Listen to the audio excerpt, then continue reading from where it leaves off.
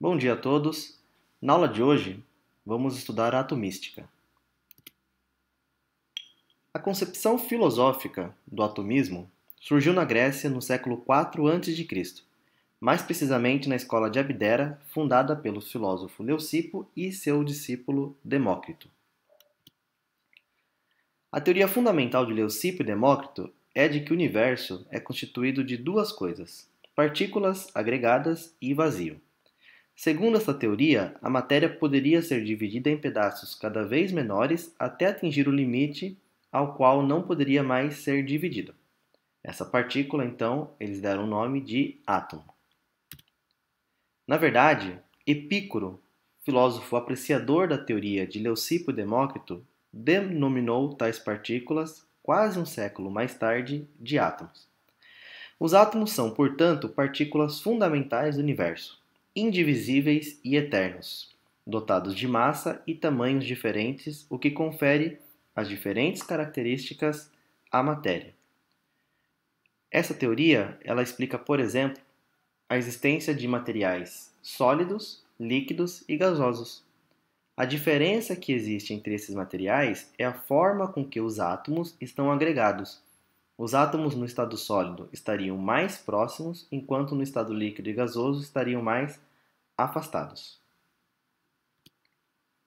Porém, o atomismo da escola de Abdera foi deixada de lado, sendo preterida diante a teoria dos quatro elementos de Empédocles, defendida por Aristóteles e Platão. Segundo esta linha de pensamento, tudo deveria ser formado pela combinação de quatro elementos: água, ar, fogo e terra. Um quinto elemento foi acrescentado por Platão e Aristóteles. Esse elemento se chama éter e ele ocuparia o espaço vazio, ou seja, eles não aceitavam a ideia de que existia o vácuo. Então esse quinto elemento ele preencheria esse espaço vazio e também os espaços celestes. As ideias de Leucipo e Demócrito ressurgiram no cenário filosófico do século XVII. Então, durante quase 2000 anos, prevaleceu a teoria dos quatro elementos de Aristóteles. No século XVII, um matemático francês chamado Pierre Gassendi, entre 1624 e 1659, publicou vários trabalhos rechaçando a teoria aristotélica dos quatro elementos e tentava conciliar a teoria atômica da antiguidade grega com o cristianismo. Gassendi aceitava as ideias do atomismo com algumas modificações. Ele considerava a existência de átomos de luz, átomos de frio, de calor, átomos de paladar, átomos associados ao olfato, e acreditava e defendia a divisibilidade da matéria, contrapondo-se às ideias de grandes filósofos da época, como René Descartes, mas aceita por Isaac Newton. Isaac Newton, ele inclusive tentou desenvolver uma teoria, um pensamento filosófico a respeito do átomo, mas não teve muito sucesso. No começo do século XIX, John Dalton desenvolveu uma teoria atômica proposta em 1803. A hipótese atômica de Dalton se baseava nas leis ponderais de Lavoisier e Proust, as leis da conservação da massa, das proporções múltiplas e recíprocas. Segundo a lei de Lavoisier, as massas totais dos componentes dos reagentes de uma reação deve ser igual à massa total dos componentes dos produtos desta reação. É atribuído a Lavoisier a frase: da natureza nada se cria, nada se perde, tudo se transforma. Proust notou que sempre que uma quantidade de reagente reagia, formava uma quantidade de substância em proporções fixas. Por exemplo, o gás hidrogênio e o gás oxigênio, eles reagem numa proporção de 1:8 para formar água, independente da quantidade de água que se queira formar. Dalton observou esses fenômenos e atribuiu esta característica aos átomos. Então Dalton ele explicava a teoria né, da conservação da matéria e das proporções múltiplas a partir da concepção atômica. Então ele atribuiu inclusive massas relativas para os átomos. Então ele chegou à conclusão que o átomo de hidrogênio deveria ser 8 vezes mais pesado que o átomo de hidrogênio. Por isso que a proporção entre o hidrogênio e o oxigênio para formar água era sempre 1 para 8. Então, segundo o modelo atômico proposto por Dalton, os elementos químicos consistem de discretas partículas de matéria, os átomos, que não podem ser subdivididos por qualquer processo químico conhecido e preservam as suas individualidades nas reações químicas. Todos os átomos de um mesmo elemento são idênticos em todos os aspectos, particularmente no peso. Cada elemento é caracterizado pelos pesos de seus respectivos átomos. E os compostos químicos são formados pela reunião de átomos de diferentes elementos em proporções numéricas simples. A teoria atômica de Dalton ficou conhecida como o modelo da bola de bilhar, uma vez que considerou o átomo como sendo uma esfera maciça, indestrutível, impenetrável. A ideia original do átomo ser indivisível, segundo o pensamento atomístico grego, foi mantido no modelo atômico de Dalton. Dalton também contribuiu com outras frentes na química. Ele determinou massas relativas de diversos átomos, o que possibilitou a determinação das primeiras fórmulas químicas. Além disso, ele passou a utilizar símbolos para representar os diferentes elementos químicos.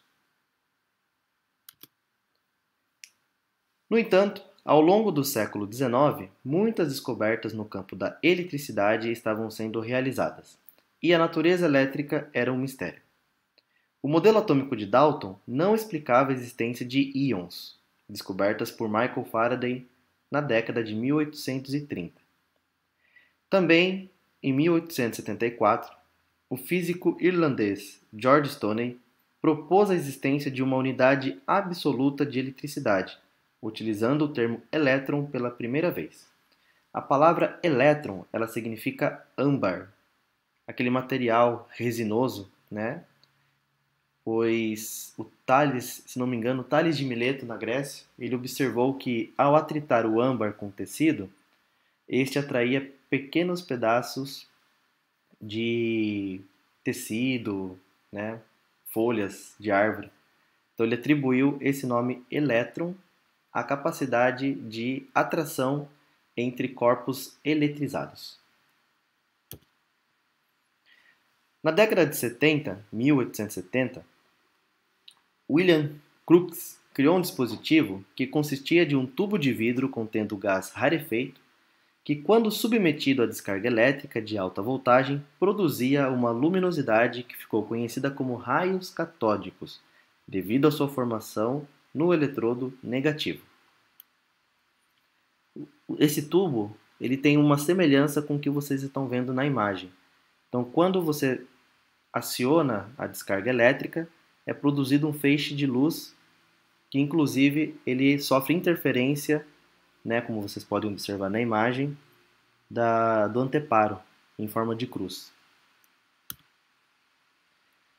Então, uma pergunta foi muito repetida no final do século XIX, a respeito dos raios catódicos. Afinal de contas, eram partículas ou era alguma forma de éter? Observe que a ideia do éter ela não foi deixada para trás, né? Ela acompanhou todo o desenvolvimento do modelo atômico de Dalton, inclusive o próprio Albert Einstein tentou encontrar esse éter e ele não foi achado. Então, no ano de 1897, o físico inglês John Thomson realizou descargas elétricas no tubo de Crookes e demonstrou que os raios catódicos eram partículas fundamentais carregadas negativamente e que apresentava massa muito menor que o átomo de hidrogênio, o átomo mais leve conhecido até então. Além disso, Thomson conseguiu calcular a relação entre a massa do elétron e a sua carga, né, estimando então o valor da massa do elétron. Em 1904, John Thomson apresentou o que viria a ser conhecido como modelo atômico do pudim de passas.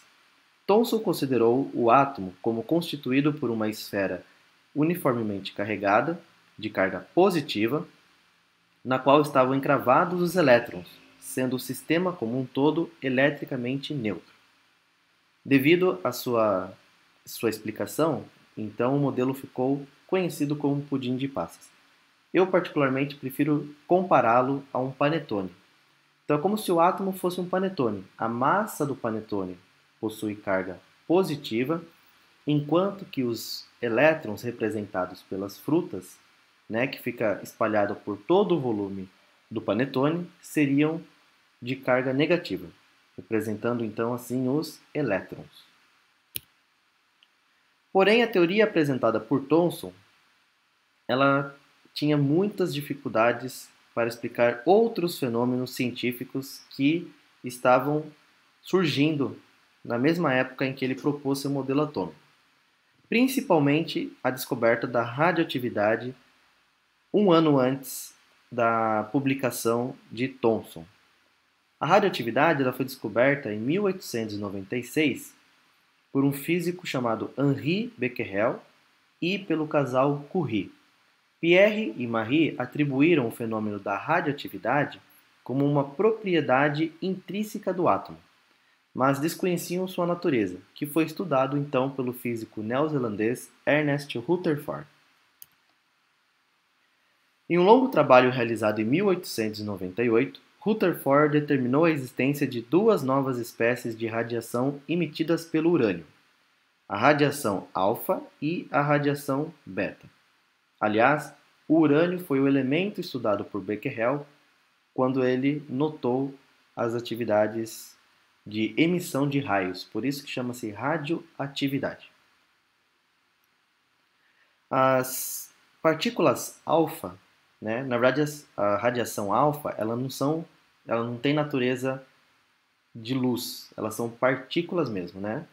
Elas foram consideradas partículas por Rutherford, né? Elas apresentam carga positiva e são emitidas em grande velocidade. Rutherford demonstrou também que elas podem ser desviadas de campos elétricos e magnéticos.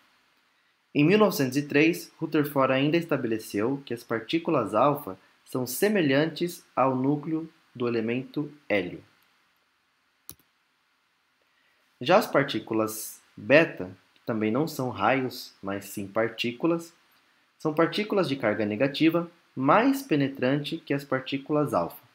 São desviadas por campos elétricos e magnéticos no mesmo sentido que dos raios catódicos. Ou seja, Rutherford chegou à conclusão que as partículas beta se assemelhavam aos elétrons. Uma terceira forma de radiação, chamada raios gama, foi descoberta em 1900 pelo físico Paul Villard. Tal radiação não apresentava carga, tratando-se de radiação eletromagnética. William Crookes, o mesmo inventor dos tubos de raios catódicos, inventou em 1903 um aparelho capaz de detectar a radiação alfa. Este equipamento era formado por uma caixa de chumbo, onde ficava confinado material radioativo, havendo uma fenda que permitia a saída da radiação que tocava uma tela com material fluorescente, sulfeto de zinco, que permitia identificar a radiação devido às cintilações provocadas pelo contato da partícula radioativa com a tela fluorescente. Cada flash representa uma única partícula no desenho que vocês estão vendo. Rutherford, com o auxílio de seus assistentes Geiger e Marsden, estudou o espalhamento de partículas alfa ao atravessarem uma fina lâmina de ouro. Eles usaram um tipo de equipamento parecido com o criado pelo Crookes, né, para contar o número de partículas alfa que estavam sendo desviadas para cada ângulo no experimento que ficou conhecido como experimento da folha de ouro. Eles tiveram que se sentar em uma sala escura contando cada um dos flashes de luz que apareciam. Os resultados obtidos foram espantosos. A maioria das partículas atravessaram a lâmina direto. Poucas sofreram grandes desvios e, espantosamente, algumas partículas foram ricocheteadas em ângulos maiores que 90 graus, inclusive próximo ao ponto de origem. Ou seja, as partículas, além de algumas não atravessarem, sofrerem grandes desvios, algumas voltavam literalmente para trás.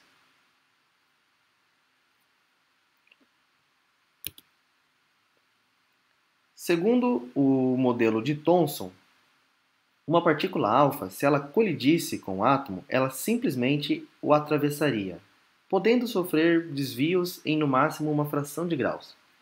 O modelo de Thomson previu que os campos elétricos em um átomo são muito fracos para afetar muito o trajeto de uma partícula alfa. Ambas as cargas negativa e positiva dentro do átomo de Thomson estão espalhadas por todo o volume do átomo. De acordo com a lei de Coulomb, quanto menos concentrada uma esfera de carga elétrica, mais fraco será o campo elétrico em sua superfície. Então Rutherford ele esperava que a maioria das partículas atravessassem de fato o material, a placa metálica de ouro, e que algumas partículas sofreriam algum desvio muito pequeno, mas ele notou desvios muito grandes, como foi relatado no slide anterior. Desta forma, Rutherford teve que explicar o resultado baseado no modelo atômico vigente da época. Então, quais foram as conclusões que Rutherford chegou? Então, Rutherford concluiu que toda a carga positiva e, essencialmente, toda a massa do átomo está concentrada em uma fração infinitesimalmente pequena do volume total do átomo, que ele chamou de núcleo. Ele pôde perceber isso uma vez que as partículas que atravessavam direto a folha de ouro, elas não encontravam nada suficientemente grande para desviar significativamente seu caminho. As partículas que sofriam pequenos desvios encontravam com o núcleo atômico. Então, ao passar próximo do núcleo, essas partículas elas sofriam pequenos desvios. E, ocasionalmente, se uma partícula viajasse ao longo do caminho e acabasse encontrando o núcleo de frente, ela retornaria para trás em ângulos maiores de 90 graus. Então, Rutherford estabeleceu que o átomo possui um núcleo e que toda a carga positiva do átomo está concentrada nesse núcleo, inclusive toda a massa do átomo também está concentrada neste núcleo. Ele chegou a calcular o raio do núcleo e estimou que este era 10.000 vezes menor que o próprio raio do átomo, e que a grande maioria do volume atômico era formado por vazio, e ao redor desse núcleo, na eletrosfera, giravam os elétrons com carga elétrica negativa. Rutherford ainda previu a existência dos prótons no início da década de 20 e também propôs a existência de uma partícula neutra sem carga. A existência dos prótons foi confirmada por Henry Moseley e a existência dos nêutrons foi confirmada em 1932 pelo físico James Chadwick. No entanto, a teoria atômica de Rutherford apresentava um problema de estabilidade muito grave. Uma vez que os elétrons, sendo partículas carregadas negativamente, ao serem submetidas a uma força de atração coulombiana do núcleo positivo, deveriam emitir uma radiação perdendo gradativamente energia e acabando por cair no núcleo. É óbvio que isso não acontece. Então fica a pergunta: por que isso não acontece? O que impede o elétron, que é uma carga negativa, de mergulhar no núcleo que possui carga positiva? A resposta para esse problema não é tão simples. O físico dinamarquês Niels Bohr estudava o espectro de emissão do gás de hidrogênio, um fenômeno que já vinha sendo investigado desde o final do século XIX. O gás hidrogênio, quando confinado em uma ampola de vidro e submetido à descarga elétrica, produz uma luz que, ao atravessar um prisma, é decomposto em raios discretos. Este espectro é conhecido como espectro de emissão. Então, desde o início do final do século XIX, muitos cientistas, muitos físicos estudavam os espectros de emissão de várias substâncias, de vários elementos. A luz branca, quando ela é decomposta em um prisma, ela apresenta todas as cores na faixa do visível.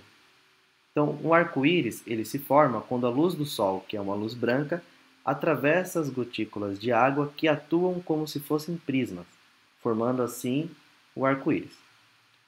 Uma lâmpada formada por hidrogênio emite luz também, mas a sua luz, ao ser decomposto em um prisma, ele não apresenta todas as faixas do espectro visível. Apresenta apenas pequenas faixas em comprimentos de ondas muito específicos. Max Planck e Albert Einstein demonstraram, no início do século XX, que a energia e, por sua vez, as ondas eletromagnéticas, que são a luz, são quantizadas, ou seja, só podem existir em valores discretos. Eles chamaram, Max Planck chamou esses valores de quantum, significa pacotes em latim. Um fóton seria uma unidade fundamental de luz capaz de carregar estes pacotes de energia. Então, para superar os problemas do átomo de Rutherford, Niels Bohr propôs 3 postulados alicerçados na descrição quântica de Planck e Einstein, que resumem a maior parte do seu modelo. Então, quais são esses postulados? Primeiro, o elétron é capaz de girar em certas órbitas estáveis ao redor do núcleo sem irradiar energia. Isso contradiz o que se esperava do eletromagnetismo clássico. Bohr não explicou esse fato, ele simplesmente impôs esta condição para a existência do átomo. Então, o elétron ele gira em órbitas circulares e ele não perde energia enquanto ele está naquela órbita. O segundo postulado diz que os elétrons eles só podem ganhar ou perder energia saltando de uma órbita permitida para outra, absorvendo ou emitindo radiação eletromagnética com uma frequência determinada pela diferença de energia dos níveis de acordo com a relação de Planck. Ou seja, o que Bohr quis dizer com isso? Ele determinou que só seria possível os elétrons ocuparem certas regiões ao redor do átomo. Ele não podia ocupar qualquer região. Isto porque a energia ela é quantizada. A energia, os fótons, eles não têm qualquer valor. A energia ela não começa no zero e vai até o infinito. Não. A energia ela é quantizada, ou seja, ela é sempre em unidades. Então, além da matéria ser formada por partículas, é como se a energia também fosse formada por pequenas partículas que Planck chamou de quantum. Isso explicaria o fato da emissão do átomo de hidrogênio apresentar apenas algumas faixas do espectro visível.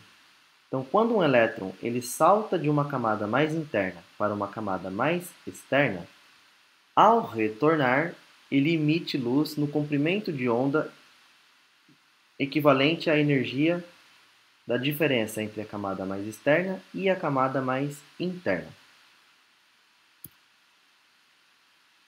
Então, esse modelo atômico ele passou a ser chamado de modelo atômico de Rutherford-Bohr. Esse modelo é perfeito? Não. O modelo explicava muito bem as faixas espectrais do átomo de hidrogênio, um sistema simples formado apenas por um próton e um elétron.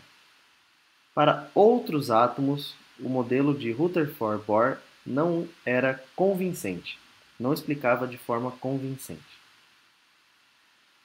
Para explicar outros fenômenos relacionados ao átomo, foi necessário o desenvolvimento aprimorado da física quântica.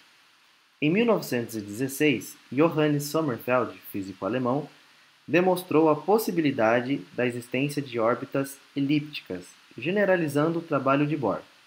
Ele considerou um elétron no sistema polar de coordenadas em relação ao núcleo do átomo. Em 1926, o físico austríaco Erwin Schrödinger usou a dualidade onda-partícula proposto por de Broglie do elétron para desenvolver e resolver uma equação matemática complexa que descreveu com precisão o comportamento do elétron em um átomo de hidrogênio. Surge então um modelo da mecânica quântica do átomo que vem das soluções para a equação de Schrödinger. A quantização das energias dos elétrons é um requisito para resolver a equação. Isso é diferente do modelo de Bohr, no qual a quantização era simplesmente assumida sem nenhuma base matemática. Então, Schrödinger ele faz com que a física quântica, aliada à matemática, explique o comportamento dos elétrons que até então a física clássica não explicava. A partir desse momento, o elétron ele não é considerado uma partícula rodando, circulando ao redor do núcleo. É mais correto falar que existem regiões com probabilidade de se encontrar os elétrons. Então, na próxima aula, vamos ver a teoria dos números quânticos e também vamos dar sequência ao estudo das propriedades nucleares e da eletrosfera. Um bom dia a todos.